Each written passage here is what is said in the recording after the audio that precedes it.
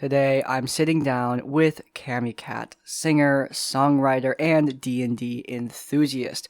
We discuss how she got into the music business, how she started creating her songs, and then move on to talking about Dungeons and Dragons, the more personal aspects of creating a character, and how to make your characters more interesting and fit better into whatever game or module you are playing. Sit back and relax. You're listening to Roll for Insight.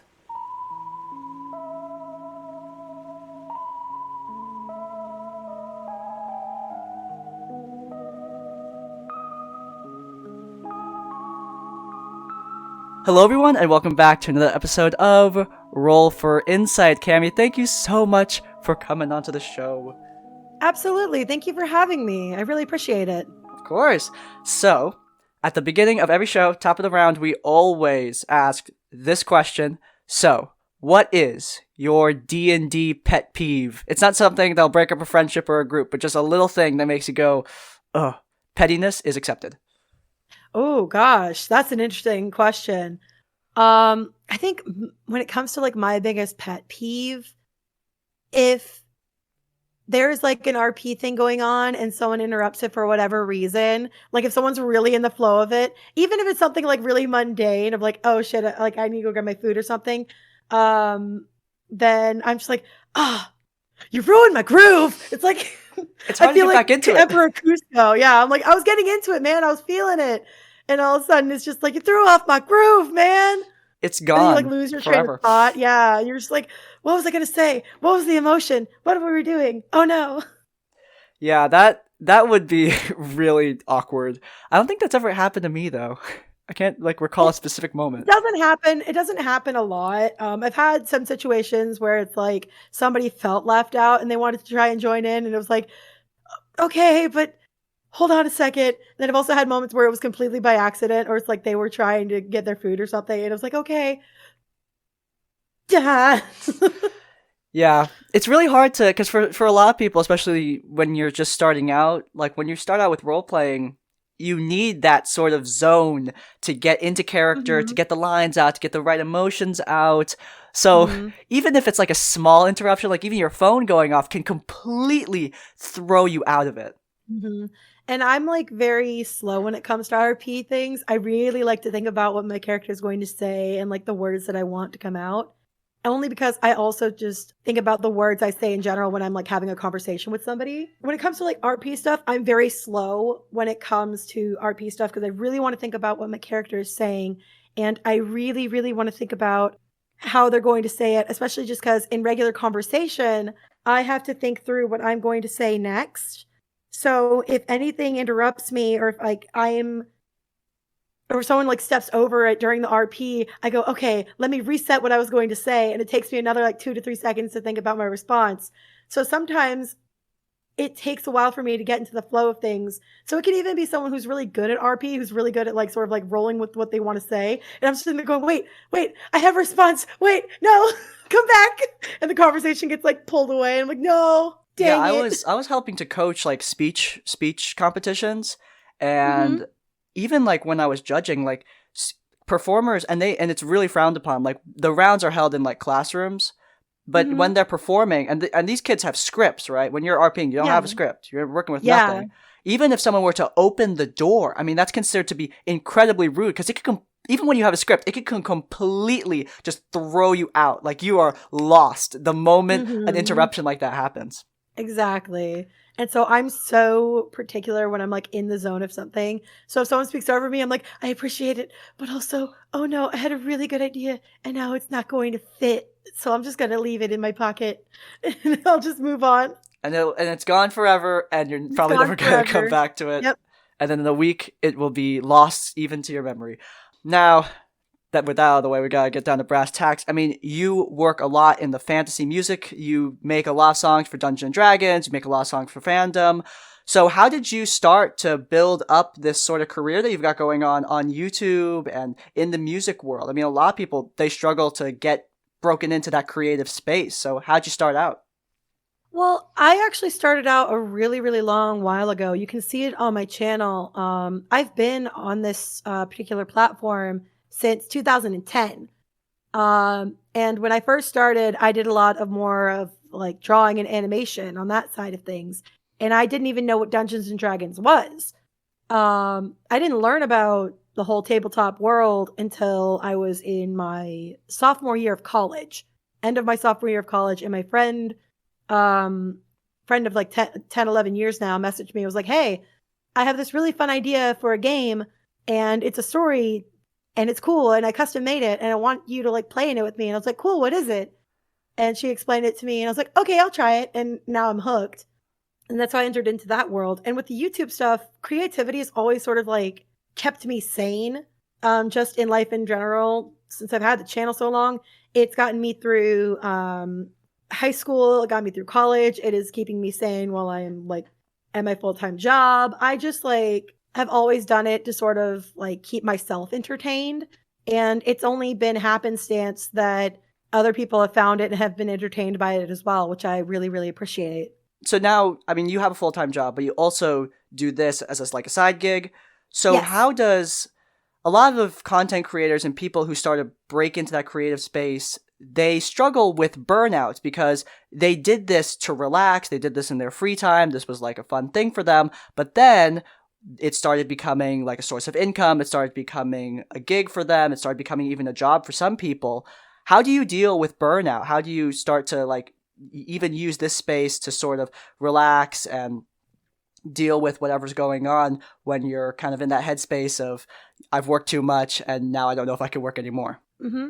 So there are a couple of things that I tend to do, and just as like advice for other folks, if you have the means of making it like your full-time employment, I would say not be afraid to reach out to other people to help you. One, it gives them the experience they need, and as well as sort of helps them get their foot into the door when it comes to like working in that sort of world. They get to see it for themselves.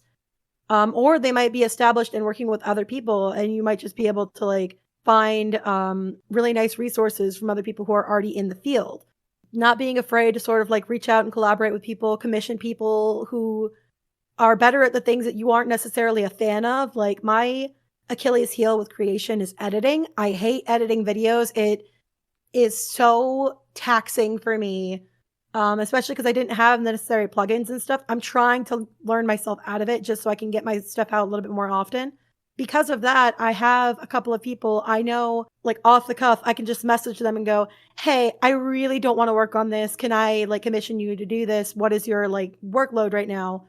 And more often than not, thankfully, they're like, oh yeah, no, I can totally do this. Like it's easy as pie. And I'm like, yay. And so a lot of stuff gets done a lot faster because there are people who are better at things that I am trying to learn. And so not only can they help you get something done, they can help you learn and improve on what you're trying to do, which I think is like really, really nice. Another thing to sort of help prevent burnout would probably be just finding something else that you enjoy, which sounds weird because it's like content creation is supposed to be the thing I enjoy. It's like, okay, that makes sense. But if it starts becoming your job, you need to start finding other things that sort of like can keep you not thinking about other things so that you can sort of reset your brain. And that for me at the moment, that's sort of playing small games with my friends, like Sea of Thieves. I love just going on that game for a couple hours and just going on that open water and just seeing it, enjoying myself, enjoying my time. Or even just hanging out in a call with friends or going out to see friends too. Just getting yourself away from the content for a week, maybe, not even. And just giving yourself a lot of little breaks between it really, really helps. Yeah, I started picking up the saxophone again. It's been really good for like helping to bridge that gap and work through burnout. So when you were working through your career, is there something that you find, what was the one thing that you were like, yes, that was a great decision? And then what's another thing that you felt like, man, I could have done that better? Like just when you're going through the content creation path, like a big mistake and a big win. I think what's so interesting is that a lot of the successes on my channel have been accidents.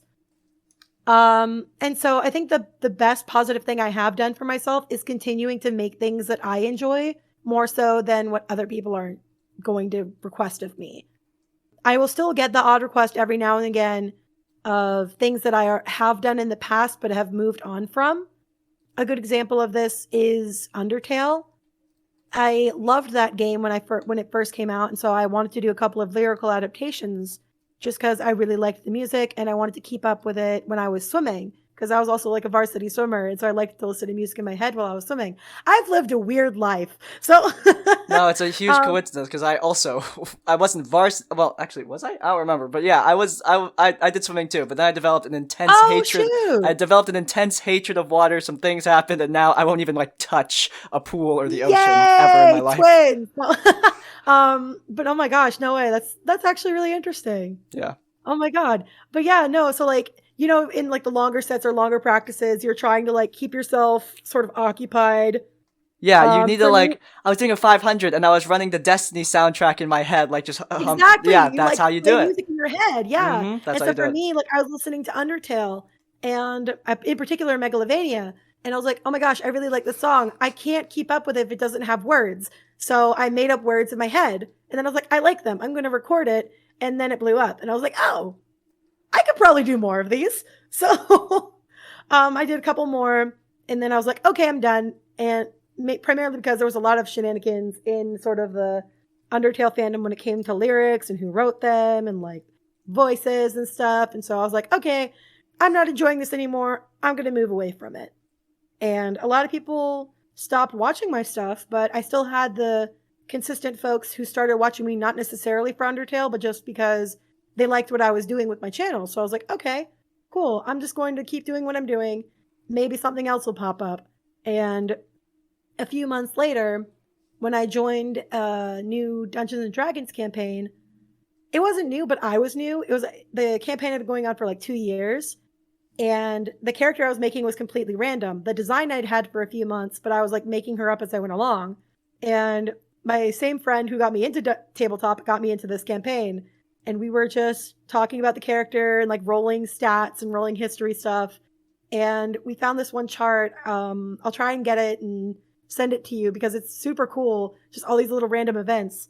I knew I wanted to be a folk hero, and one of the random events that I landed on, it was like you got eaten by a giant fish and survived.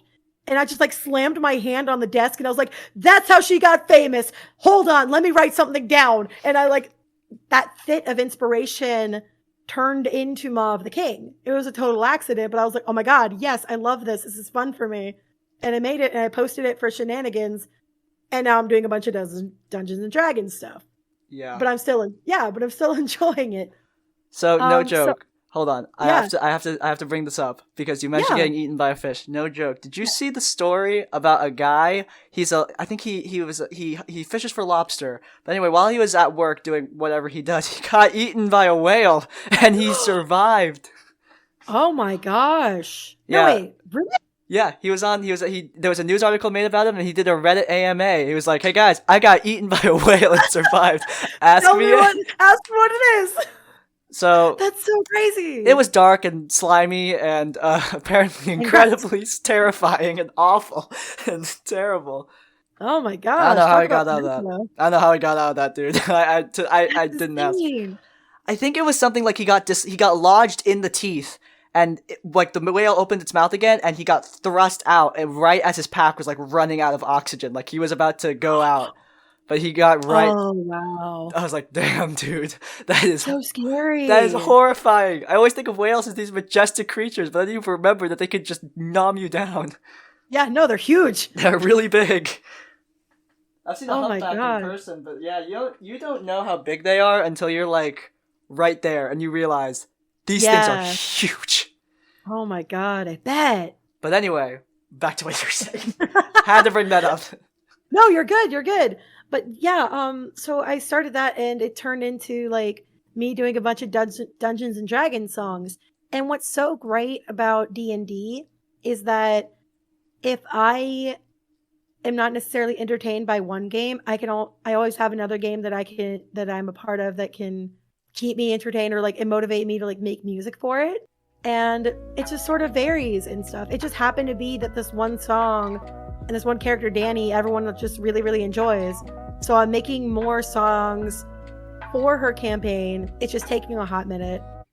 But yeah.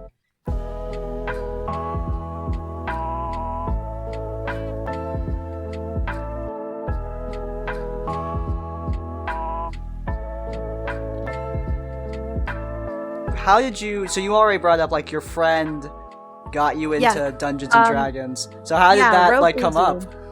Dungeons and Dragons in general? Yeah, how'd you get into the game? Like I got into it because I watched the Dice Camera action show on the D&D channel. Like that's why I got into it. Yeah. So what about you? Roguzu was actually in it before I was. And she had been part of tabletop campaigns that were running in the Chronicles of Darkness mechanic and Hunter the Vigil. And they were all like custom campaigns, which was like really, really cool. She wanted to try running her first campaign, and she wanted to introduce me to the game because she thought that I'd really enjoy the storytelling aspect of it. And she wasn't wrong. And we started it when I was sophomore in college into junior year of college. And also primarily because I was also in sort of a rut in my swimming career. I was having a really big struggle of like not being where I wanted to be there. I was getting frustrated with that, frustrated with school. And she really wanted to give me something that I could sort of like escape to. It just turned into this huge story. I think it took a total of like 3 years, like 3.5 years. So it got me all the way through college and into my full-time job that I have right now. And so it gave me a little bit of sort of comfort and stability in a moment where I didn't necessarily have that, which was really, really cool. And I was super thankful for it. Is there anything that you cite now in hindsight? Is there anything that rings you as like, I was using this game as a sort of escape? Like anything you did differently in the game or a way that you played it that in hindsight you now realize that was me trying to use it to like manage my life and the situation that I'm currently in? I think that there are a couple of things that I didn't really realize about myself at the time. It wasn't that I was necessarily trying to escape from anything. It was that these things that I did to myself that weren't necessarily the best, and I'm trying to be better about it, primarily because a lot of my characters are very like self-sacrificing in that they are willing to do anything for their friends. And as we like played, I think there was distinctly one moment where somebody brought up to the character, listen, if you keep on doing all this stuff, what's going to happen when you have nothing left? And I just sat there and I went, oh no. Oh no. Wait a minute. This wasn't supposed to be about me. Yeah. D&D characters, I mean, you are writing this character, and a lot of D&D characters, like, we tried to say, like, oh, you shouldn't play yourself in a D&D game. But, I mean, come on. You're playing yourself in a D&D. Like, 9 times out of 10, they definitely have something to do with you. So, like, they can reveal a lot about yourself that even you were unaware of. Exactly. For a lot of people, the closest thing they have to creating something of a story is their own personal experience, even if they don't necessarily realize it at first. And so for somebody who is really like a homebody, really loves their family, they might make a character who absolutely has like a giant family of people, of like NPCs that the DM can grab at and like implement into the game. But also they sit there and go, oh, wow. Yeah, no, this has really hit home for me in ways I didn't expect it to, which is like really, really nice.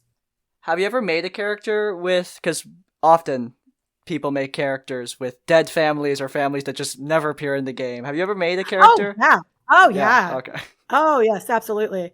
Primarily my rogue, half-elf Ileana. I lean into the most stereotype when it came to half-elves of like, her dad was an elf. No joke. I'm writing NPCs for my campaign. I swear, if any of my players, if you're listening to this, you can skip forward like 5 minutes. All right, give me a sec.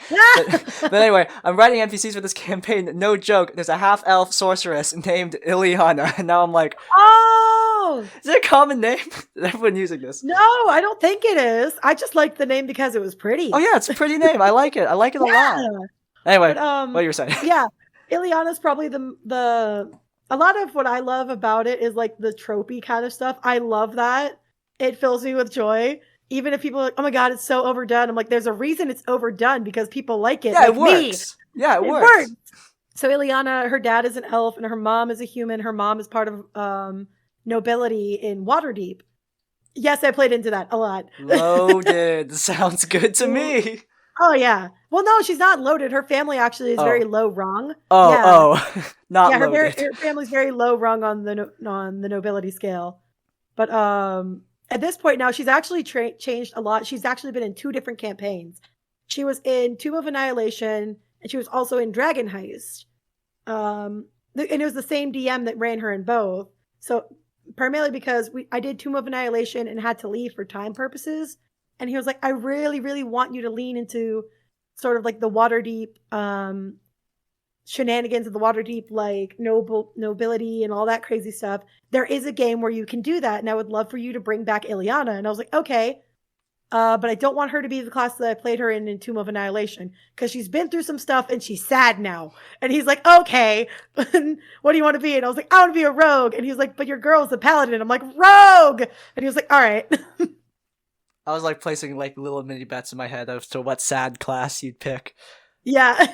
Is there any class like what is it just me, or there are definite emotions or like tropes related to each D&D class that people some of them are like very, everyone knows about the horny bard or the, you know, hard ass paladin, like everyone knows about that. But am I the only one? Every time I hear sad character, I'm just like, are you talking about a warlock? That is also one that it can lean into the warlock very, very much so. Warlock and rogue, I think, are interchangeable with the sad backstory. Though any character can have a sad backstory and anyone can have a happy backstory. Like, my bard, Danny, who, like, everyone is most, like, sees her as, like, this huge, like, badass kind of character. Super like, happy-go-lucky. Yeah, she's super happy-go-lucky. She's super confident. She's super all this, all that. I sit there and I'm like, then she has fooled you. It just as she has tried to fool everyone else in her life. So good job on her for tricking you. Because she is very much a fake it till you make it kind of person. And now she's made it and she still doesn't know what she's doing. Yeah. One of her closest friends is the rogue. There are two rogues in the party. One of them is a PC, one of them is an NPC. And they're both like the closest to Danny, because they saw straight from the first like introduction. They were like, okay, so you're hiding something. And she's like, nah. And they're like, you're hiding something. You're sad. And she's like, don't tell anyone. Yeah. And they were like, okay, no. But like, stop putting yourself down. And she's like, okay, I'm not trying to. And they're like, no, stop putting yourself down. Like, stop making yourself the butt of the joke. And she's like, okay, I'll try. Yeah, I mean, what happens? I mean, you said like your character was trying to make it, she made it, and then she didn't know what to do. Like that often happens with a lot of D&D characters. Like, we often give the advice of, hey, give your character a goal.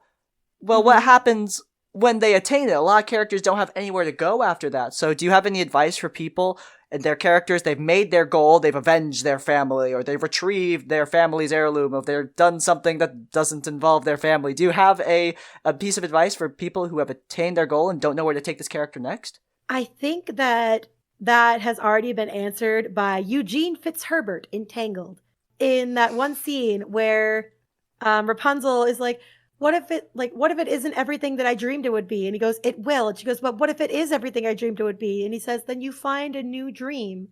During the campaign, you have plenty of opportunities to get invested in other stories while also being invested in your own.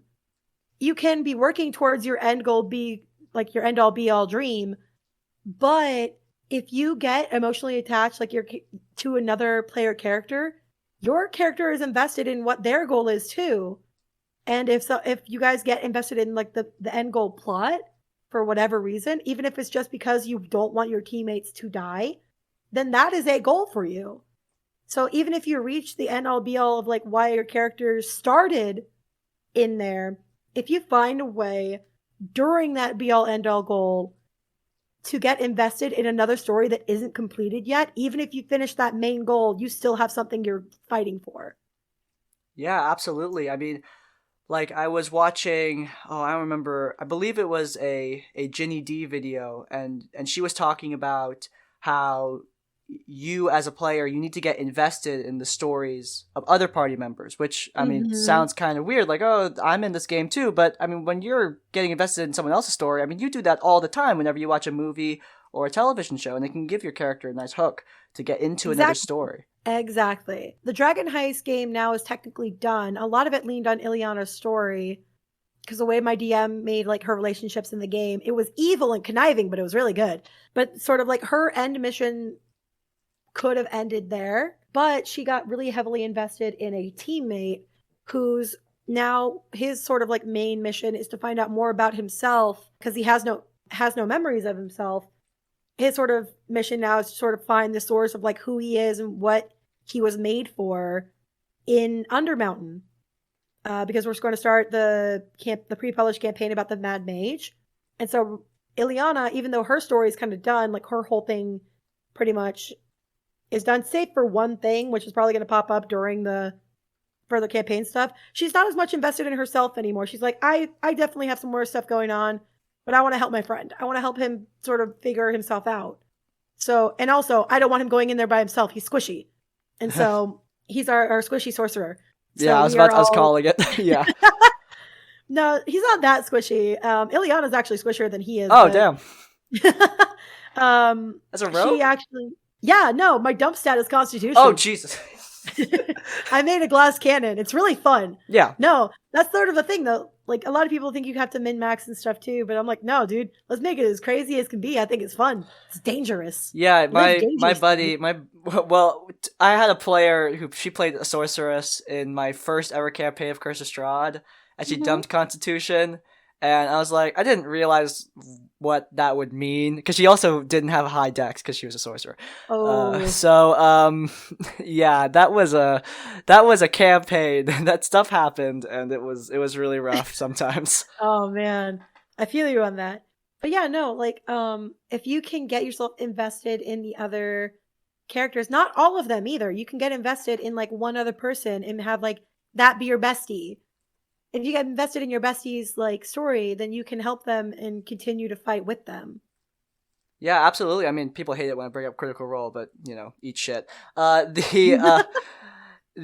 mean, Caleb and Not. I mean, their stories are so interconnected. Like a lot of Caleb's character progression came from Not, and vice versa. Like that was a lot of what their story was. Caleb's plot around the what were they called? The bad guys, the Trent and his gang. Yes, Trent Eggicon, yeah. Yeah, Trent. I mean, that doesn't come up a lot. Like, that wasn't a huge thing for a while. I mean, he had the PTSD episodes, but it wasn't an active part of the story. A lot of what he was doing was revolving around Not and her family and her transformation and getting her out of that situation. And that is actually another thing. If you really are not entirely sure how you want something to go, before the campaign even starts, start a relationship with another person's character.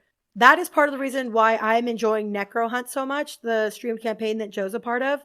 From the beginning, me and Davy Chappie, we were all trying to figure out what kind of characters we wanted to play. And I was like, I kind of want to play a bard. And Davy was like, well, I kind of want to play a bard, but you know what? We don't have to play a bard. I was like, we can both be bards. He's like, what if we are bards together? And I was like, oh, do we have plans? And he was like, we have plans. And I was like, okay, hold on. And he dragged me into another call and we started talking about the whole like interaction between both of our characters and how they knew each other before the campaign started.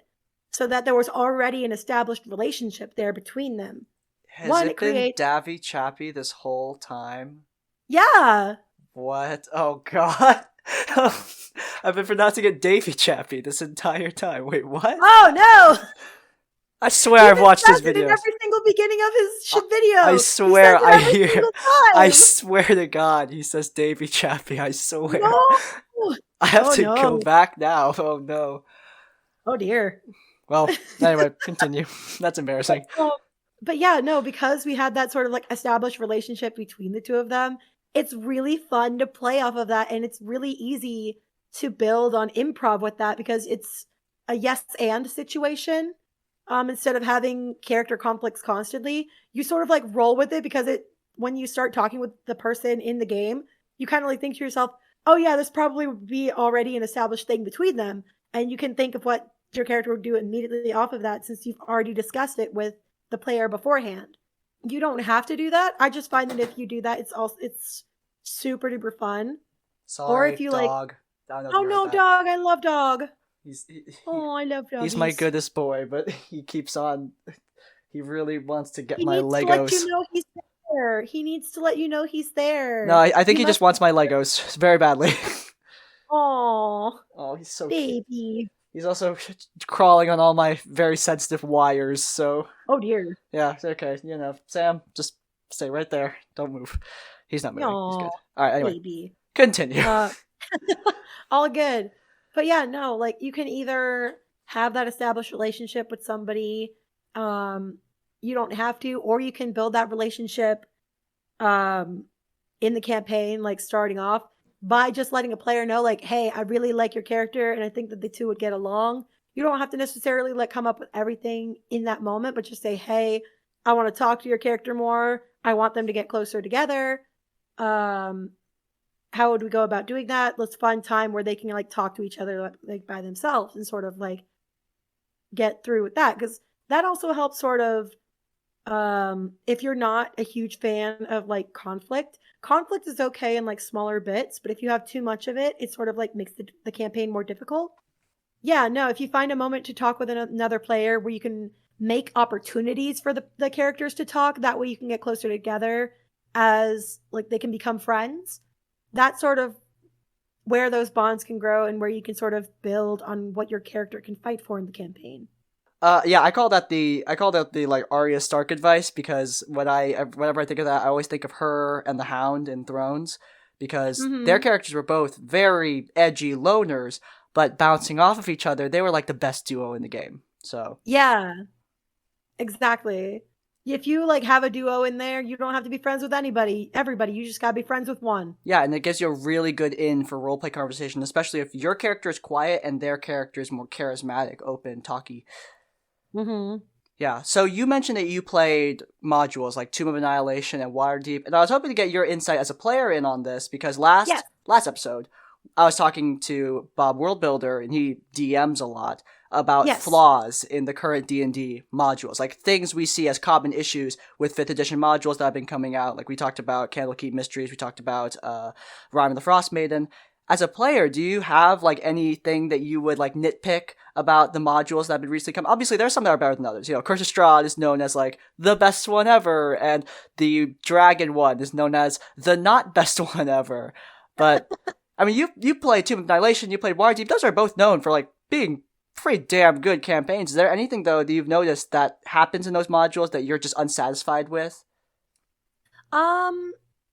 Well, for me, I'm not as much of a dungeon crawler. I'm very much more into sort of the role play. So for me, like the Tomb of Annihilation was not as much fun, and I'm also not great when it comes to mechanics and stuff.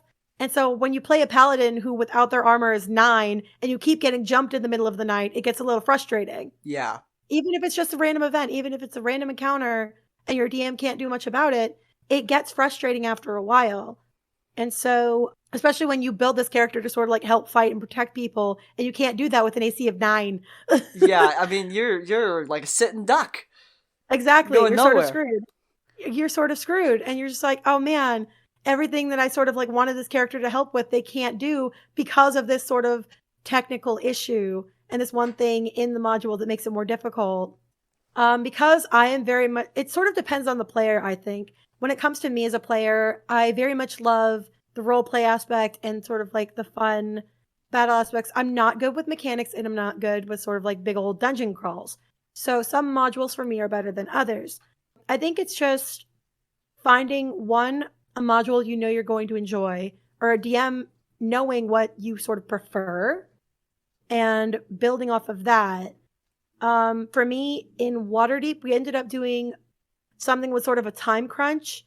And while that can work, if you don't give the players enough time, especially if it's sort of a big group of people who take a while to sort of think things through, and they also love sort of more of the role-playing aspect, sometimes you forget about the mechanical things you need to do, and then you go, oh god, you have 2 days to figure something out before everything goes like belly side up. And you go, okay, I have to figure this out, which it can happen to a lot of players at a lot of games. At the end of the day, I think you can run any module as long as you communicate between the DM and players well enough of like what you're expecting out of the kind of game you want. Yeah, I think. Oh yeah, you go. I think that a big problem with a lot of them is that, like you said, you need to find the right module. Well, I don't think Wizard of the Coast does a great job at communicating what the right module is, especially when these books are like $40. Like, it's not like you can preview them, and the previews that do exist, they're not awesome. And the only real like ring that, like, I knew I would like Curse of Strahd because I listened to Chris Perkins run Curse of Strahd. So I listened to the whole campaign. I knew what I was in for. I knew that my players would like it. But if I don't have that available, and let's be honest, for a lot of campaigns, that isn't available because running a campaign is like, that's an almost a year-long commitment. Right. Yeah, I mean, it's hard to sometimes pick the right module. Do you have any advice for people who are looking for the right adventure for their group? Like, what do you look for when you're like, yeah, I'm gonna like this? One, primarily, since I'm a player, I ask my DM what kind of game it is, because if anything, the DM has the most information about what is going on. And then telling them what you want out of the game, because you might have other people who do like the dungeon crawly stuff, who do like the battles and all, and like the mechanics and everything. And that's fine. I would just like sit there and go, please don't like knock me for something that's like really tiny mechanically, because I will get frustrated.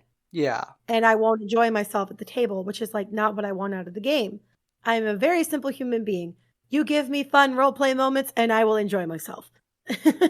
Regardless of what it is. Like, I can make it through the like dungeon crawly stuff as long as there's not too much of it, and I can counterbalance it with conversations between the players, between NPCs, and like building those relationships. While a mechanic person would probably be like, I don't want as much of the RP stuff.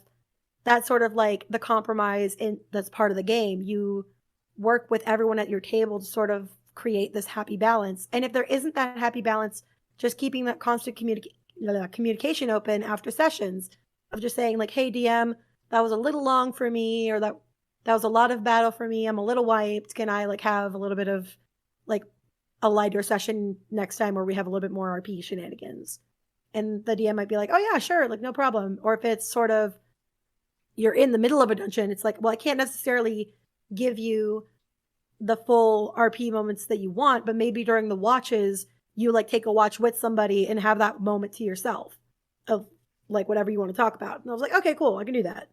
To wrap up this segment, what is one major thing that you've learned as a Dungeons & Dragons player? Like, what's one big lesson that you've taken away that you think other people should start their D&D lives with? Like a big lesson that you really are happy that you learned. Always thank your DM. They work very, very hard, and they do a lot to make sure that the game goes well, but also don't be afraid to let your DM know if you're having a problem. Because if you sit there and sort of like swallow whatever is happening, you're not going to enjoy the game. And it's going to get more frustrating as it goes on, because if you don't communicate there's something wrong, people won't know there's something wrong. So just keeping the communication up and just enjoying the moments that you have, whether that is the battle for you, whether that is RP for you, whether that is the story for you, just rolling with it and having fun. Yeah, absolutely. So all that's left now is to say, what have you got going on this week? This week, I'm probably going to be working on a couple of different projects. I will stream them on my YouTube channel, more likely than not. And hopefully I'll have a video out this week. We'll see. That depends on if I get the video editing done this weekend. Awesome. But as we heard that it's the bane of my existence, Yep. We'll see. The bane of my existence too. This is going to be a fun project. So, if you guys enjoyed this episode of Roll for Insight, then please do leave a like to let me know. If you want to see more of my content, then please subscribe to Crispy's Tavern or follow on whatever podcast platform you're listening on. If you can leave a rating, also do that. Finally, if you can, comment down below. If you can't think of a comment, leave the comment Maw of the King to let me know you made it to the end of the video. In essence, like, comment, subscribe. We will both see you all next time. Farewell.